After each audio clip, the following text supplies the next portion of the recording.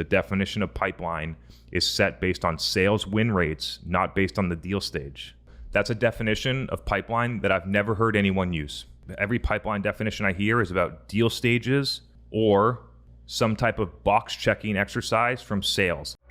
From Refine Labs. We are at Demand Gen Live. Great to have you here on Tuesday. Marketing is pure offense. So you have, in your career, 8 to 10 attempts to do something legendary.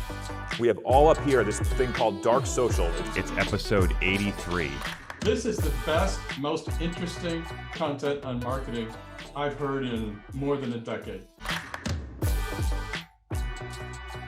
Another question that came in through YouTube. So he wanted you to clarify. You talked a lot about pipeline and marketers needing to, connect their activities to revenue in a logical way. And he wanted to get a little bit more specific here. And so he wanted you to define what you mean by pipeline.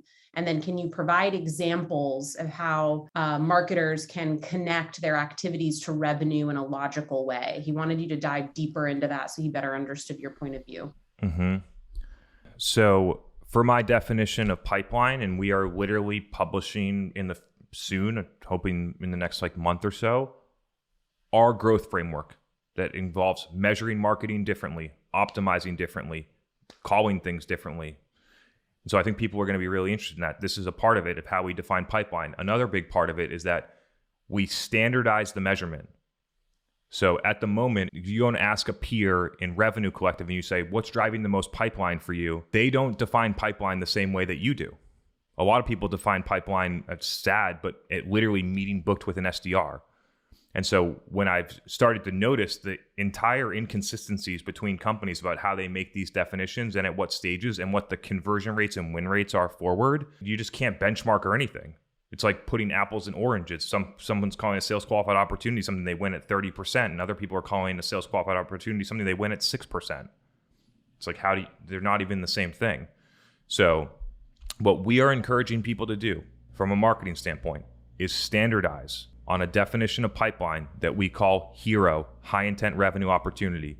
It comes through specific sources like a get a demo form, like a contact sales form, like a get pricing form, or any other ones that have lead to win rates that are greater than 3% from the source. Then from there, the pipeline must hit the stage where you win greater than 25% of those opportunities. For a lot of companies, that's going to be stage 3. For some companies that have really high win rates, it might be stage 2. For some companies that have really shitty win rates or a long sales process, it could be stage 4.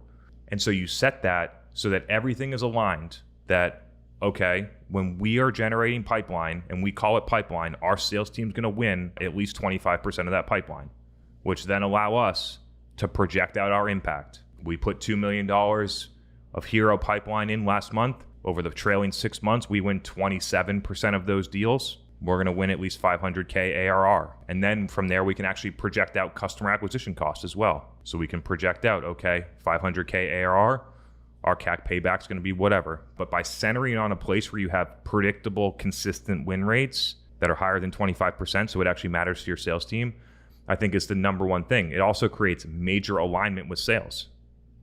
And lastly, it creates major accountability for marketing, because if the win rate from that stage goes down, then marketing's goal changes. The definition of pipeline is set based on sales win rates, not based on the deal stage.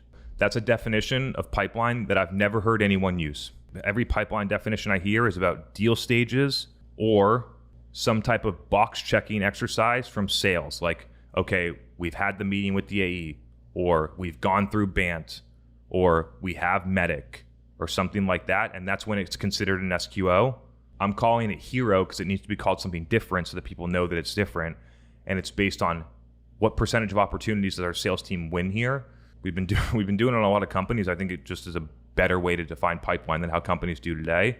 And if anyone is going to love this change, the person who should love it the most is the CRO or the head of sales, whatever it is in your company, because it forces marketers to do activities that drive sales.